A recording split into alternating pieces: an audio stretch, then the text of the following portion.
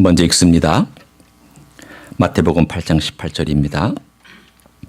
예수께서 무리가 자기를 애워싸는 것을 보시고 건너편으로 가기를 명하시니라. 한 서기관이 나와 예수께 아뢰되 선생님이여 어디로 가시든지 저는 따르리이다. 예수께서 이르시되 여우도 굴이 있고 공중의 새도 거처가 있으되 인자는 머리 둘 곳이 없다 하시더라. 제자 중 또 한 사람이 이르되 주여 내가 먼저 가서 내 아버지를 장사하게 허락하옵소서. 예수께서 이르시되 죽은 자들이 그들의 죽은 자들을 장사하게 하고 너는 나를 따르라 하시니라. 배에 오르사 제자들이 따랐더니 바다에 큰 놀이 일어나 배가 물결에 덮이게 되었으되 예수께서는 주무시는지라. 그 제자들이 나와 깨우며 이르되 주여 구원하소서 우리가 죽겠나이다.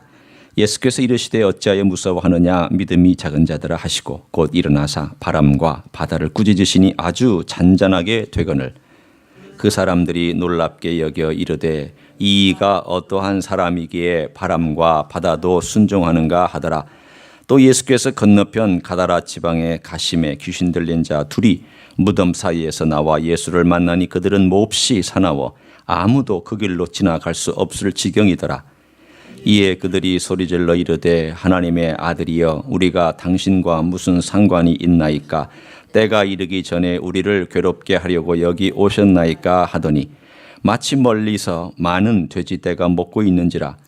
귀신들이 예수께 간구하여 이르되 만일 우리를 쫓아내시려면 돼지떼에 들여 보내주소서 하니 그들에게 가라 하시니 귀신들이 나와서 돼지에게로 들어가는지라. 온 떼가 비탈로 내리달아 바다에 들어가서 물에서 몰사하거늘 치던 자들이 달아나 시내에 들어가 이 모든 일과 귀신 들린 자의 일을 고하니 같이 읽습니다. 온 시내가 예수를 만나려고 나가서 보고 그 지방에서 떠나시기를 간구하더라. 아멘. 오늘은 퀴즈로부터 설교를 시작할까요? 퀴즈를 하나 냅니다. 퀴즈가 연달아 나오니까 잘 들으시고 답을 하셔야 됩니다. 산상수는 선택 과목일까요? 일렉티브예요? 잘 말씀하셨습니다. 안 틀리고. 그러면 필수 과목이면 한 번 통과하면 점수 따고 끝인가요? 그렇죠. 평생 필수 과목이죠. 말씀 잘 하셨습니다. 그러면 평생 필수 과목 지금 점수 잘 따고 계신가요?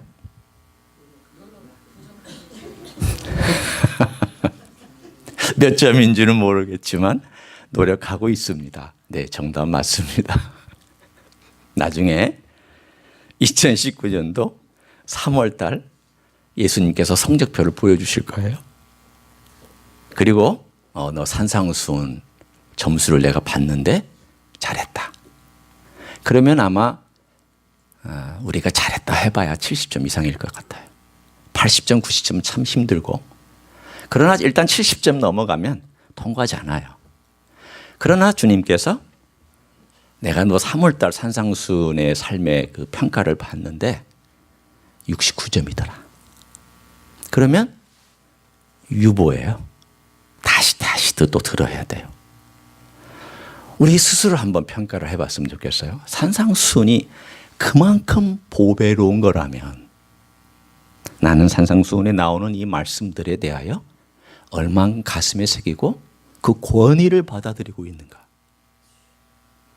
결국은 예수님의 말씀을 내가 소중히 여기고 가치를 둔다는 것은 그 말씀의 권위를 얼마나 인정하느냐와 연관되어 있습니다. 권위 있는 자의 말은 사람이 듣습니다. 권위 없는 자의 말은 사람들이 잘 들으려고 하지 않습니다. 그 무게는 어디서 나오느냐? 일반적으로 사람들은 인생 전체에 그 사람의 말에 무게가 실려 있습니다. 그 사람이 이제까지 쌓아왔던 명성과 삶의 인격과 삶의 자세와 말한 것을 지킨 것과 그리고 그 사람이 어떠한 삶을 이제까지 쌓아왔느냐를 보고 이 사람 말하는 건 진짜야. 듣죠. 그렇지 않으면 저 사람은 또 뒤집어 엎을 거야. 가짜야. 주님께서 생명을 걸고 심의를 기울여서 가장 말씀 중에 모으고 모은 에센스 중에 에센스인 산상수훈의 설교의 말씀에 무게와 가치를 내가 인정한다는 것은 그분의 권위를 인정한다는 뜻이고, 내가 그것을 따라서 잘 살지 않는다는 것은 그분의 권위를 무시한다는 뜻이기도 합니다. 오늘 산상수훈에 있는 권위가 어떻게 8장과 9장, 마태복음 8장과 9장에 나타나는지를 우리가 읽었습니다. 지난주 이야기를 제가 간단하게 요약하면 그 권위가 어떻게 드러났느냐? 나병으로 드러났죠. 주님의 권위와 나병이 부닥쳤을 때에 이 나병은 주님의 권위 앞에서 거꾸러지고 깨끗하게 되어지고 그리고 굴복했습니다. 백부장의 하인이 중풍병에 걸려서 먼 거리에 있었지만 그 거리조차도 주님의 권위에 굴복했습니다. 열병에 걸린 시몬의 장모가 있었습니다. 말씀하시지 않고 침묵 가운데 손만 만지셨을 때도 열병이 주님의 권위에 굴복했습니다. 그리고 오늘 우리가 읽은 본문이 등장합니다.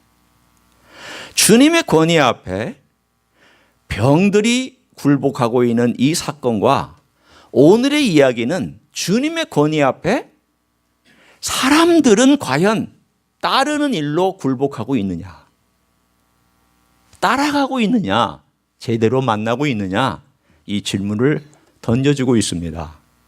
어쩌면 우리 모두에게 던져주는 질문이라고 할 수도 있습니다. 오늘 본문에 보면 첫 번째 주자가 등장하죠. 많은 무리가 에워쌌는데 한 서기관이 나타나서 주님에게 이런 말씀을 합니다. 주님, 어디를 가시든지 제가 따라가겠습니다. 여러분이 이 단어를 한번 보시면은 19절을 한번 보세요. 한 서기관이 나와 예수께 이르되 선생님이여 어디로 가시든 저는 따르리이다. 이 따른다는 단어에 밑줄을 좀 그어주세요. 펜을 가지고 계신 분은. 자, 그 다음에 22절에도 예수께서 이르시되 죽은 자들이 그들의 죽은 자들을 장사하고 너는 나를 따르라. 따르라라는 단어에 또 밑줄을 그으세요. 그 다음 23절에 배 오름의 제자들이 어떻게 했다고 되어 있습니까? 따랐더니. 오늘 우리가 읽은 본문의 가장 큰 주제는 따른다라는 거예요. 따른다. 따라서 여러분은 오늘 가장 이 보물들, 보배들을 꿰어서 마치 목걸이처럼 만들어주고 있는 이 theme, 테마, 주제, 줄의 역할처럼 해주고 있는 한 단어를 고르라고 한다면 따른다라는 거예요. 따르다. 이 단어예요. 이 따르다라는 것과 주님의 권위가 어떻게 서로 연결되어 있는지를 오늘 저는 첫 번째 주자로부터 계속해서 네 경우를 여러분과 나눌 거예요. 첫 번째는 한 서기관입니다. 여러분, 서기관이 어떤 사람인지에 대하여 제가 간단하게 설명합니다. 서기관은 직업입니다. 서기관은 어렸을 때부터 훈련받는 고도의 훈련받은 사람입니다. 의사가 되려도 많은 시간 동안 훈련받고요. 인턴 과정 거치고 레지던 과정 거치고 그리고 전문을 따야 되고 보통 시간이 몇 년 걸리나요? 자녀를 두고 있는 우리 수연 집사님 몇 년 걸리나요? 모르죠? 제가 모를 줄 알고 물어봤어요. 딸이 몇 년 걸리는지. 지금 레지던트인가요? 인턴? 아직 학생이구나. 그러니까 모르죠. 생각해 보십시오. 한국에서는요, 인턴 하는 데만 3년이에요. 일단 이 과정 다 마치고 인턴만 3년이. 레지던트가 하는 과정에서 한 3, 4년 걸려요. 그 다음에 전문의 따는데 통과 한 번에 하면 한 8, 9년 되지만 전문의가 되는 시간까지는요, 총 10년이 걸려요. 내가 대학에서 의학을 공부하고 나와서도 인턴 과정부터 시작해서 거의 10년이 돼야 이제서야 전문의다 라고 얘기를 해요. 서기관들에 대해 얘기해 드릴까요? 서기관들은 30세까지, 거의 30세까지 훈련을 받아요. 그리고 30세가 되면은요, 보조 교사가 돼서 40세까지 10년 동안 인턴, 레지던트, 그리고 그 과정을 겪어요. 그리고 40세가 돼야 정식 서기관이 되는 거예요. 그러니까 이 사람들의 가지고 있는 이 전문 지식이라고 하는 것은 여러분이 상상을 초월합니다. 성경 말라기 3장 그러면 다다다닥 나와야 되고, 창세기 5장 6절 그러면 다다닥 나와야 되고, 레위기 10장 그러면 다다닥 나와야 돼요. 여러분, 제가 시편 1편 그러면 다다닥 나올 수 있어요? 제일 쉬운 것도 어렵잖아요. 이 사람들에게는요, 시편 1편은 그냥 누워서 식은 죽 먹기예요. 시편 19편 그래도 다다닥 나와야 돼요. 이런 훈련을 겪은 서기관이 예수님께 왔어요. 똑똑하죠, 명망 있죠, 훈련받았죠, 전문가죠, 사람들이 인정받고 있죠. 서기관은 율법학자라고 사람들이 높여주죠. 바리새 출신들이 대부분이죠. 이 사람이 예수님을 따라가겠다고 왔을 때에는 왜 따라가려고 했을까요? 왜? 뭐가 아쉬워서? 주님이 하신 말씀을 보면 이 사람의 동기를 알 수가 있어요. 주님이 이 사람을 딱 보더니 마음속에 있는 그 생각을 아시고, 여우도 굴이 있고 공중의 새도 갈 집이 있는데 인자는 머리 둘 곳이 없다, 그렇게 말씀을 하셨어요. 그럼 무슨 뜻일까요? 무슨 뜻일까요? 이 말은 너는 나를 쫓을 때 화려한 것을 바라보고 나를 쫓고 있구나. 너는 나를 쫓을 때 너의 명성과 네가 원하는 것을 취하기 위해서 나를 쫓고 있구나. 들어라 서기관아, 나를 쫓는 것은 탄탄대로를 걷고 출세의 길을 걸어가고 이 세상에서 잘 먹고 잘 살고 네가 서기관으로서 인정받고 저 사람의 서기관, 저 사람은 정말 훌륭한 서기관이라고 하는 너의 목적을 이루는데 나를 사용하지 말라라는 뜻이에요. 여러분, 죄인들에게 주님은 이런 말씀 안 하셨어요. 왜 그럴까요? 죄인들은요, 죄 용서받기 바빴어요. 그들은 예수님을 이용할 마음조차도 없었어요.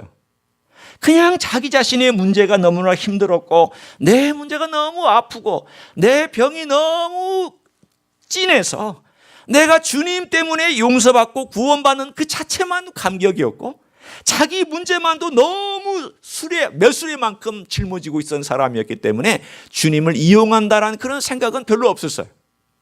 그러나 오늘 이 서기관은 건강해요, 똑똑해요, 훈련받았어요, 율법을 잘 알아요, 많은 사람 인정받아요, 꿈도 커요, 야망도 있어요, 출세하고 싶어요, 인정받고 싶어요, 역사에 이름을 남기고 싶어요. 그런데 메시아라는 사람이 나타나니까 좋다, 얼마나 멋지냐, 이분 따라가면 뭔가 있을 것 같구나. 그러다 주님께서 대번 뒤집어 엎으시면서 얘기하는 거예요. 너는 나를 쫓을 때 어떤 동기를 가지고 쫓느냐? 너는 나를 따를 때 어떤 동기를 가지고 따르느냐? 이 사람이 이런 동기를 가지고 예수님을 따를 때 결국은 어떻게 되겠습니까? 결국은요, 예수님 떠납니다. 내 목적을 가지고 예수님을 따른 사람은 내 목적이 이루어지지 않는다는 것을 아는 순간 예수님을 떠나버립니다. 주님은 그걸 하셨습니다. 너 나 따라오려거든? 너 고생할 각오해라. 기독교는, 그리스도교는 자기의 목적을 이루는 종교 아닙니다. 자기의 욕망을 성취하는 무당 종교 아닙니다. 자기의 가지고 싶은 것을 취하는 굿거리가 아닙니다. 기독교는 주님과의 만남입니다. 주님께서 나를 따르라 그랬을 때에는 만남을 강조하고 있는 거예요. 너는 정말 나를 좋아서 따르느냐, 아니면 네 목적을 위해서 나를 따르느냐? 네가 이걸 취하고 싶으니까 나를 따르느냐, 아니면 정말 내가 좋아서, 주님은 생명이시고 주님은 정말 내게 없어서는 안 될 뿐이군요 라고 하면서 나를 따르느냐? 너 네 동기를 좀 한번 살펴봐라. 강하게 도전하고 있습니다. 여러분, 우리가 예수 그리스도를 따를 때에 왜 따르는지를 한번 생각해 보셔야 돼요. 자기 동기를 한번 생각해 볼 필요가 있어요. 그렇지 아니하면 우리는 언젠가 주님 따르다가 아프고 힘들고 어렵고 그리고 상처나고 고통스러우면 주님 떠날 수 있는 가능성을 갖고 있기 때문입니다. 두 번째 사람에게 주님이 먼저 접근하십니다. 이 사람은 아마도 주님을 따랐던 제자 중에 한 사람 같아요. 주님 뭐라고 그러셨냐면 나 따르라. 가까이 따르라. 그랬더니 이 사람이 예, 주님 제가 주님을 따르겠습니다만은 여러분 항상 뒤에 주님을 따르겠습니다 하고 뭐가 붙으면 항상 문제예요. 오늘 여기서 보세요. 뭐라고 그랬습니까? 주여 내가 먼저 가서 내 아버지를 장사하게 허락하옵소서라고 조건을 붙이고 있어요. 장사하고 자기 아버지 장례를 치르는 게 뭐가 잘못된 것일까요? 잘못된 건 없어요. 그러나 문제는 예수님께서 그다음 하신 말씀을 들으면은 이 사람이 지금 현재 자기의 처한 위치에서 예수님을 가까이 따르는 것보다 더 소중한 것을 먼저 생각하고 있다는 느낌을 받을 수 있어요. 아마도 아버지가 연로했겠죠. 아버지가 나이가 들었겠죠. 그럼 그 아버지 들은 나이 때문에 내가 가서 먼저 아버지가 돌아가신 다음 장사를 잘 치르고 제가 예수님을 따라갈 수 있으면 얼마나 좋을까요? 라고 묻고 있습니다. 이것은 뭘까요? 예수님과의 관계에서 우선순위가 틀려 있는 것을 말하고 있습니다. 여러분 우선순위 문제를 한번 생각해 봐요.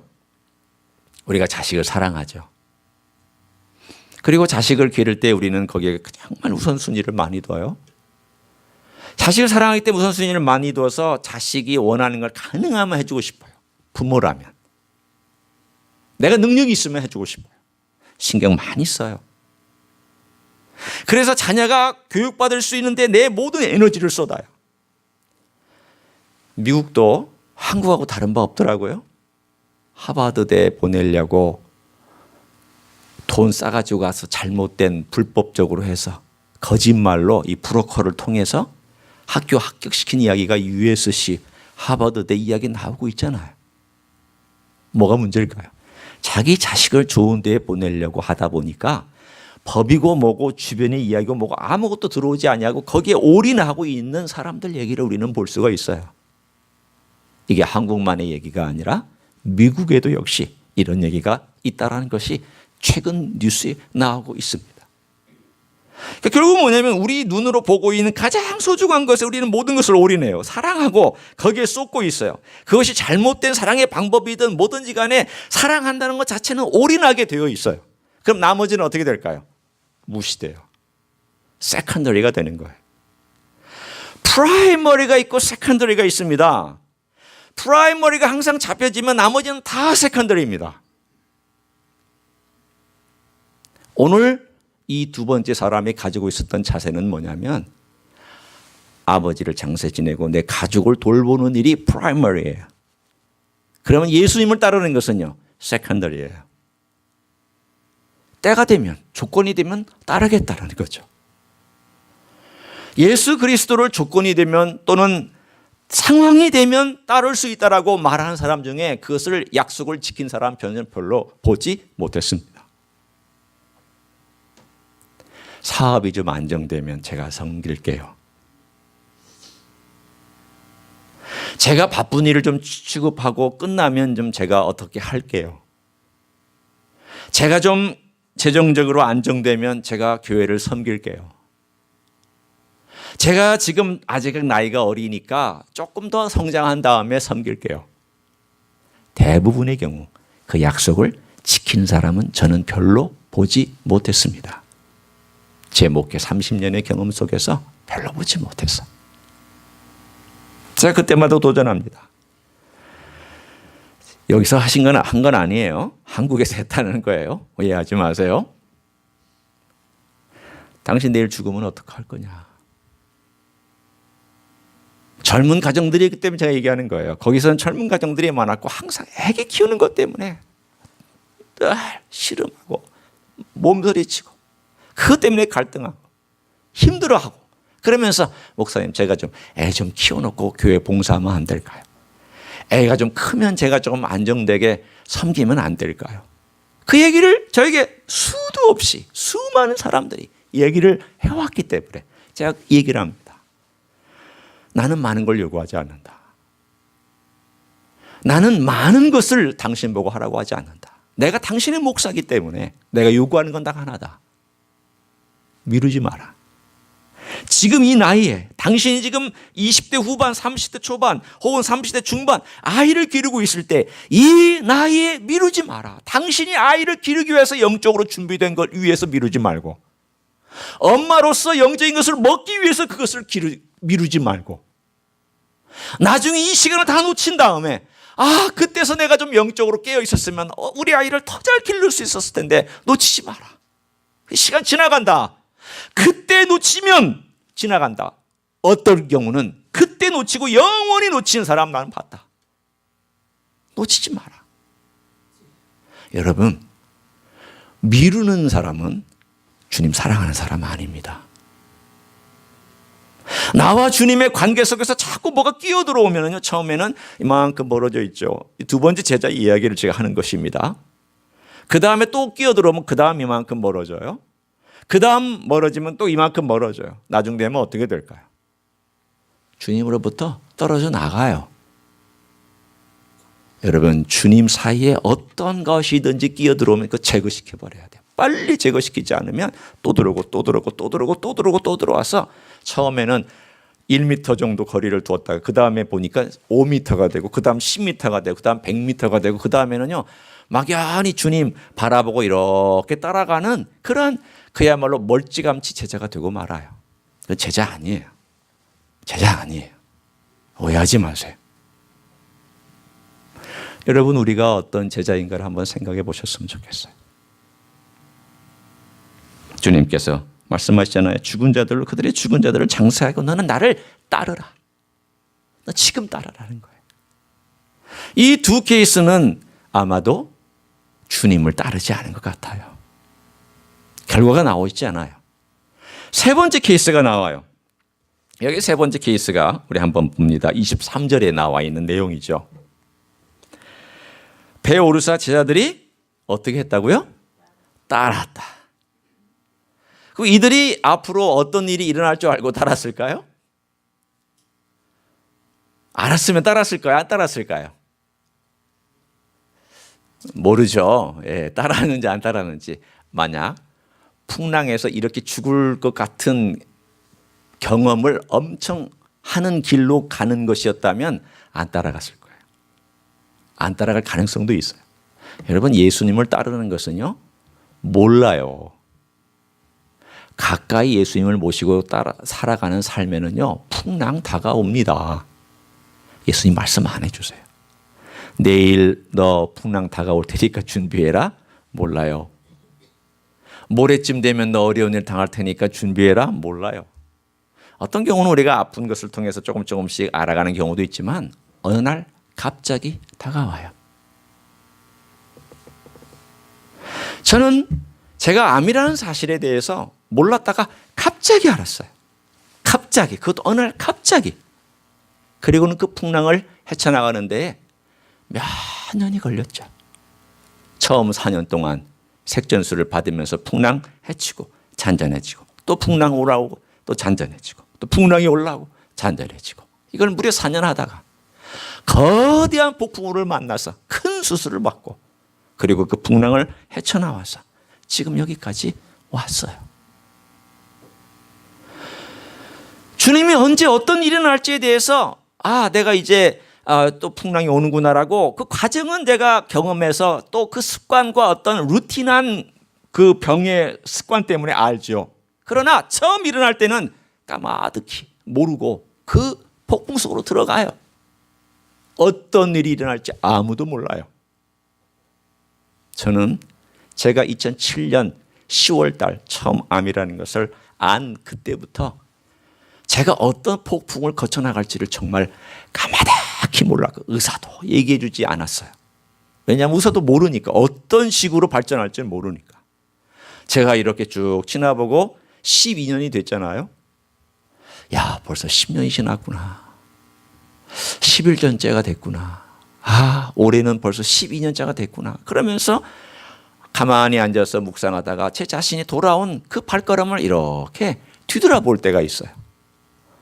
아, 그때 그 2007년도 10월 달 내가 암이라는 것을 알고 처음 치료를 받으러 병원에 입원했을 때 그때 나는 앞으로 어떤 풍랑을 만날까 생각했지. 어떤 풍랑이 나를 기다리고 있을까. 그러나 나는 한 가지는 알고 있지. 그 10여 년 동안 내 곁에서 주님이 떠나신 적이 없다라는 것을 나는 고백할 수 있지. 저는 혼자 묵상하면서 제 스스로에게 그렇게 얘기를 해요.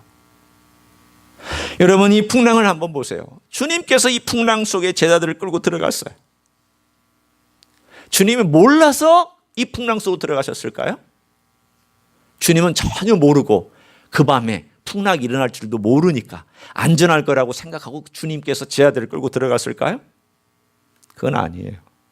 오늘 따랐다라고 하는 말이 뭘 암시하고 있냐면 따름 가운데는 어떤 일이 일어날 줄을 모르지만 이 따름 속에 주님이 함께 계시다라고 하는 이 사건은 결국은 따름 속에 제일 중요한 것은 주님 내 곁에 계시냐, 나는 주님 곁에 머물러 있느냐, 지금 이 메시지를 전달하려고 하는 거예요. 제자들이 따라갔어요. 폭풍이 일어났어요. 죽을 것 같았어요. 마태복음은 짧게 요약하지만 누가복음이나 또는 마가복음, 특별히 마가복음 보면은 상당히 자세하게 이 사건을 묘사하고 있습니다. 간략하게 얘기하면 그들은 예수님 깨웠고, 예수님 믿음이 왜 없느냐, 믿음이 작으냐, 그러면서 일어나서 바람과 바다를 잔잔하게 하시죠. 바람과 바다도 거기에 순종했다라는 거예요. 잘 보세요. 요나의 이야기와 이 이야기는 참 비슷해요. 그러나 달라요. 비교할 테니까 들어보세요. 첫째, 요나는 불순종 때문에 건너편으로 가려고 그랬죠. 예수님은 하나님께 순종해서 건너편 이방 땅에 가서도 복음을 전하기 위해서 가셨어요. 같으면서 달라요. 요나는 깊은 미창에 들어가서 잠을 잤고요. 예수님은 고물에 가셔서 저 배 아래쪽에 뒤편에 가셔서 잠을 잤어요. 이건 비슷해요. 둘 다 주무셨어요. 셋째, 풍랑이 일어났어요. 똑같이 풍랑이 일어났어요. 그러자 사람들이 요나를 흔들어 깨웠어요. 예수님도 흔들어 깨웠어요. 그랬더니 일어났어요. 네 번째로. 일어나서 요나는 어떻게 했어요? 나 때문이니까 나를 물속에 던져라. 예수님은 일어나셔서 어떻게 했어요? 말씀을 던지셨어요. 요나는 자기 몸을 물속에 던졌고 예수님은 말씀을 물과 바다에게 던지셨어요. 꾸짖으셨죠. 어떻게 됐어요? 결과는 잔잔해졌죠. 요나가 있었던 그 바다가 잔잔해짐과 같이 갈릴리 그 바다가 잔잔해졌어요. 그 결과는 뭐예요? 여섯 번째, 하나님이 얼마나 위대하신가, 바람과 바다를 지배하시고 통치하시는가 알려줬고, 이 사건도 예수님이 얼마나 위대하신가, 그분의 권위를 가지고 이 모든 걸 통치하신다는 거 보여주셨어요. 그러면 예수님을 따른다는 것은 이런 사건의 요약을 이렇게 할 수 있습니다. 첫째, 예수님 따르는 것은요, 고난이 있어요, 폭풍이 있어요, 아픔이 있어요, 눈물이 있어요, 좌절이 있어요, 다가와요, 예측하지 못해요, 여러분 전혀 측량 못해요. 그러나 거기에 주님이 함께 계시다는 것 때문에 우리는 그것을 뚫고 갈 수 있는 믿음을 주님께서 여기서 말씀하고 계시는 거예요. 여러분, 풍랑 속에서 여러분 어떻게 해야 할까요? 제자들처럼 예수님 흔들어 깨워야 할까요? 어떻게 하는 게 우리가 이 풍랑을 헤쳐나가는 방법이에요? 한번 생각해 보세요. 이 이야기는 예수님 흔들어 깨워라, 예수님이 주무시니까 막 흔들어 깨워라, 이 이야기를 하려는 걸까요? 아니죠. 여러분, 우리가 많은 그리스도인들이 예수님을 흔들어 깨우는 사람이 많아요. 갑자기 어려움이 닥치면 아이고 예수님, 막 예수님. 이제 그때서야 막 예수님을 흔들어 깨우기 시작하는 거예요. 그동안은 잠자고 있다가 사실은 누가 잠잤던 거예요? 내가 자고 있었어요. 내가. 예수님은 주무신 적이 없는데 내가 자고 있다가 막 예수님을 흔들어 깨우는 것처럼 막 흔들어 깨워요. 왜? 신앙생활이라는 것이 두려운 일도 다가왔다가 편한 일도 다가왔다가 내가 원하지 않는 일도 다가왔다가 내가 원하는 일도 이루어졌다가 이런 일들이 서로 교차하면서 간다는 것을 우리의 삶 가운데서 사실은 믿음의 생활을 몇 년 정도 했으면 알고 있어야 돼요. 초신자가 아닌 한 여러분이 믿음의 생활을 하고 있으면 이런 일이 일어난다는 것을 짐작하고 알고 있어야 되고 우리가 기도하는 가운데 믿음으로 준비해야 돼요. Little faith. 약한 믿음은요. big mouth가 되는 거예요. big faith. 큰 믿음은 little mouth. 말하지 않아요. 왜 시끄럽냐? 왜 그렇게 야단법석이냐? 왜 예수님 깨우면서 난리법석을 피우느냐? little faith예요. 믿음이 적기 때문에요. big faith. 정말 주님을 향하여 신뢰하는 자는요. 손 안 떨지 않아요. 시끄럽지 않아요. 부산스럽지 않아요. 난리 피우지 않아요. 주님 바라보고 내가 주님 앞에는 눈물을 흘리고 주님 앞에는 기도하고 내가 주님 앞에는 소리를 낼 수 있을지언정 사람들 앞에서 난리 피우지 않아요. 주님이 이 과정 속에 권위를 갖고 계시는 주님, 말씀으로 다스리시는 주님 앞에 우리가 정말 따르는 사람이라면 뭐가 거기에 들어가야 할까요? 큰 믿음으로 주님 바라보고 주님 저는 감당할 수 길이 없지만 주님께서 이 과정을 통과하게 하여 주실 줄로 믿습니다. 저를 도와주소서. 주님을 깨우는 게 아니라 내 믿음이 연약했다는 스스로에 대한 회개와 내가 주님께 붙어 있어야 되겠구나라는 마음을 가지고 오늘 이 길을 걸어가도록 주님께서 이야기를 해주시잖아요. 여러분 가는 길에 어떤 폭풍우가 닥칠지 저는 모르죠. 그러나 이 과정을 가만히 생각해 보세요. 제가 아까 12년이 지났다고 얘기를 했잖아요. 저는 몇 번 여러분 앞에서 고백한 적이 있지만 내가 만약 이 과정이 없었더라면 어땠을까? 상상해 봤어요. 내가 이 아픔이 없었더라면 어땠을까? 저는 참 모지라는 사람 중에 모지라는 인생을 살았을 것 같아요. 편향된 인생을 살았을 것 같아요. 주님께서 제 삶 가운데서 외적인 공급이나 외적인 건강 외에도 영적인 건강과 영적인 주님과의 관계에서 내가 뭐가 틀어졌지? 내가 주님과의 관계에서 뭐가 어긋나 있었지를 참 많이 생각했어요. 정말 생각했어요. 전도서 7장 14절. 저에게 도전 줬던 말씀이에요. 여러분 힘들고 고난 가운데 있을 때는 생각하라고 되어 있어요. 생각하라.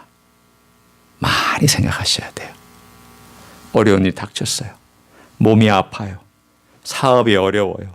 가정의 문제가 심각해요. 내가 여러 가지 일들로 인하여서 딜레마에 갇혀 있어요. 여러 가지 힘들고 곤고함이 있어요. 제일 먼저 뭘 해야 되느냐? 생각하셔야 돼요. 주님 앞에서 생각하고 기도하셔야 돼요. 자꾸 주님 제가 뭘 알아야 될까요? 주님은 주님을 드러내고 싶으세요. 주님을 보여주고 싶으세요. 그런데 내가 볼 수 있어야 본단 말이죠. 어떻게 해야 볼 수 있느냐? 생각해야 보여요. 오묘하죠. 생각해야 주님이 보여요. 말씀을 가지고 생각해야 되고 자기 자신의 모습을 보면서 생각해야 되고 기도하는 가운데 내가 이제까지 해왔던 기도가 잘못된 기도일까? 생각해야 돼요. 내가 이제까지 내 자신의 어떤 삶의 모습의 방향이 잘못됐는가? 생각해야 돼요. 생각하지 아니하면 발전 없어요. 좋은 게 좋은 거다. 뭐 믿으면 무조건 믿는 거다. No. 왜 무조건 믿어요? 왜? 왜 무조건 믿어요? 왜 의심하지 보지 않는 거예요? 왜 내 자신에 대해서 의심해 보지 않는 거예요? 내가 뭔가 잘못됐다는 것에 의심해 보지 않는 거예요? 내 길이 뭔가 잘못됐다는 것을 왜 의심해 보지 않는 거예요? 의심하셔야 돼요. 믿음은 주님을 대상에 대한 믿음이지 내가 이제까지 살아왔던 모든 것들을 무조건 받아들이고 믿는 그거 아니에요. 주님께서 제자들을 데리고 다니시면서 그것들을 깨트리고 계시잖아요.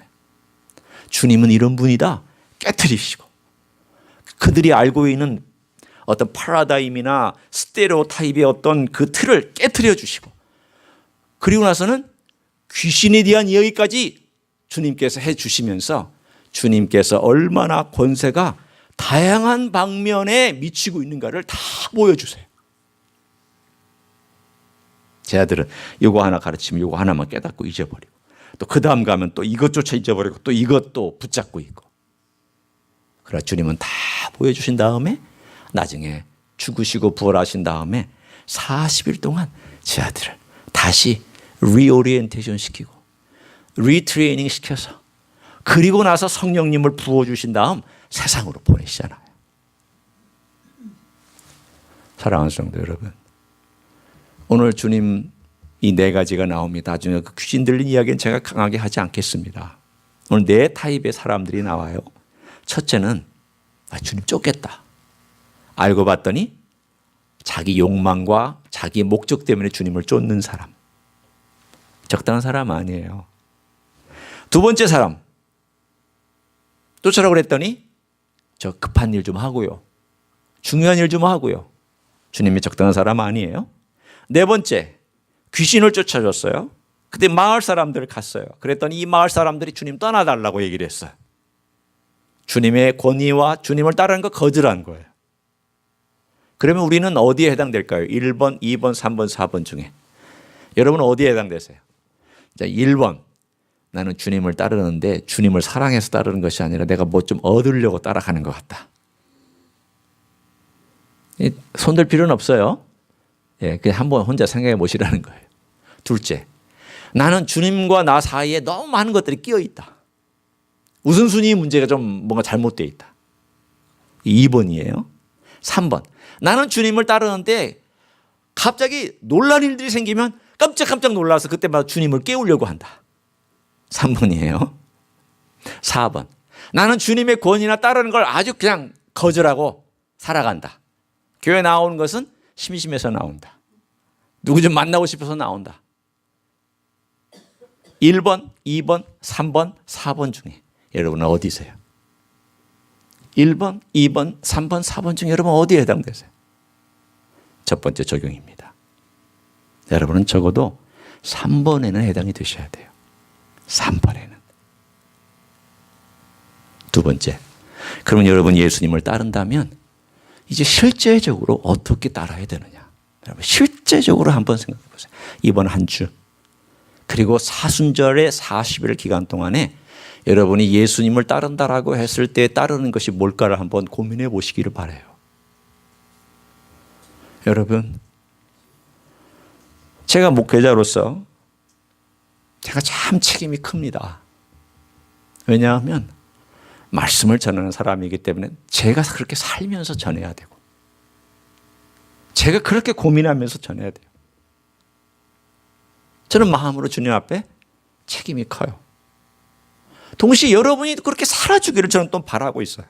어떻게 살아주기를 바라냐면 적어도 한 주간 동안에 제가요, 여러분 주보에 지난주 설교를 이렇게 실었을 때에는 한 번쯤은 읽어보시고 읽은 다음에 한 번쯤은 지난주 설교라도 들어보시라고 제가 이렇게 적고 있어요. 여러분 듣든지 안 듣든지 말씀을 한 주간 동안에 좀 고민하고 이 말씀을 듣는 이 주일날 여러분 삶을 변화시키지는 못해요. 설교는요, 도전을 주고 감동만을 주고 그 다음 그것을 이어가는 삶의 변화는 자신 몫이에요. 어떻게? 이제 집에 돌아간 다음 다시 이 말씀을 생각해 보고 다시 들어보고 혹은 기억하고 한 주간 동안 어떻게 살 거냐. 누가 적용하는 거예요? 내가 적용하는 거예요. 내가. 이 한 주간 동안 혹은 40일 동안 여러분이 적용할 게 뭐냐? 다른 게 아니에요. 아까 광고 시간 했던 그 내용이에요. 내 삶의 잉여 부분을 주님께 드려서는 주님을 따라가지 못합니다. 잘라내셔야 돼요. 내가 즐기고 있는 거 잘라내야 주님 따라가요. 내가 좋아하는 거 잘라내야 내가 주님을 따라가요. 내가 보내고 있는 시간의 일부를 잘라내야 내가 주님을 따라갈 수 있어요. 이거 다 갖고 있으면서 다 짊어지고 주님 쫓아가면 주님 따라갈 수 있을 것 같아요? 천만에요. 천만에요. 못 따라가요. 이거 재미있는 것, 좋은 것, 누리는 것, 수많은 근심, 걱정까지 다 포함해서 실컷 짊어지고 주님 따라가다 보면 주님은 얼마만큼 가 계실까요? 저만치 가 계시고 가다 보면 지쳐가지고 이제 아유 주님 따라가는 게 이렇게 힘든 줄 몰랐네. 주님 따라가는 게 재미도 없네. 주님 따라가려니까 이거 하라고 저거 하라고 목사는 계속 목이 터져라 외치고 있네. 목사 목이 터져라 외칠수록 나는 반감만 생기네. 나는 주님 따라가기에는 적절하지 않은 사람 같으네. 그러니 적절하게 거리 두고 적절하게 따라갈 테니 목사는 그냥 그 정도로만 얘기하시게. 그리고 따라갈 수 있어요. 생각해 보세요. 여러분 생각해 보세요. 여러분 삶에 변화가 없다면 어디에 문제냐면 주님과의 관계가 문제예요. 주님과의 관계는 어떻게 따라가고 있느냐를 지금 얘기해 주는 거예요. 내가 어떻게 따라가고 있는지를 한번 체크해 보셔야 돼요. 그리고 잘라낼 거 잘라내세요. 드라마 2개 보시는 분 하나 잘라내셔야 돼요. 유튜브 하루에 1시간 보시는 분 30분으로 잘라내셔야 돼요. 내가 좋아하는 것 빠져있는 분 일부 잘라내셔야 돼요. 그리고 주님의 말씀 좀 읽으세요. 여기 오니까 책 읽으라 그래도 바쁘다고 안 읽어요. 제가 오해하지 말고 들으세요. 금요일에 성경 공부하는 팀에 제가 책 읽기를 하나를 줬어요. 이거 돌려가면서 읽으라고.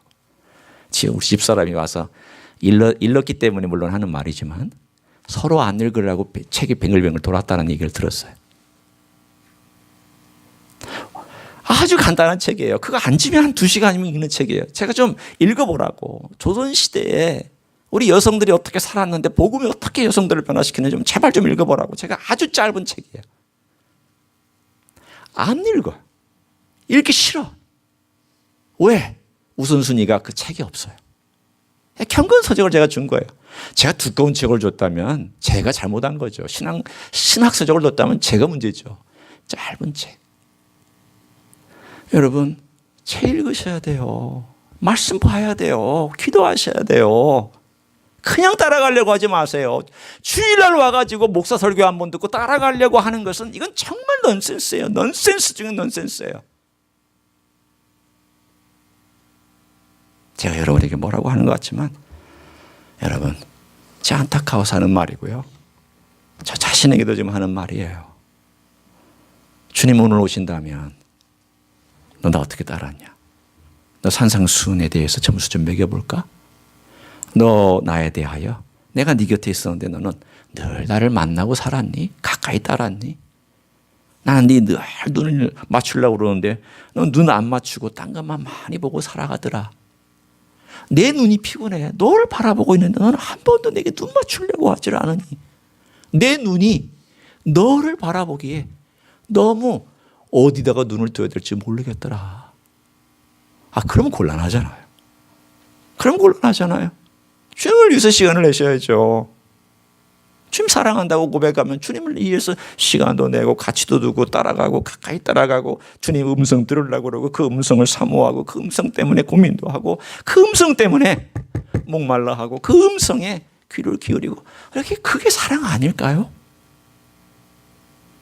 그게 사랑 아닐까요? 저는 그렇게 알고 있거든요. 사랑한다면 그렇게 행하는 거죠. 안 하면 사랑 아닙니다. 시간과 열정과 가치와 중요성을 부여하지 않으면 사랑 아니에요. 그래서 절대 사랑 아니에요. 절대 사랑 아니에요. 오늘 우리가 주님을 사랑한다고 하는 그것, 여러분의 생애 가운데 2019년 이 사순절 기간 동안에 무언가 바뀌는 놀라운 역사가 있기를 우리 주 예수 그리스도의 이름으로 간절히 축원합니다. 기도하시겠습니다.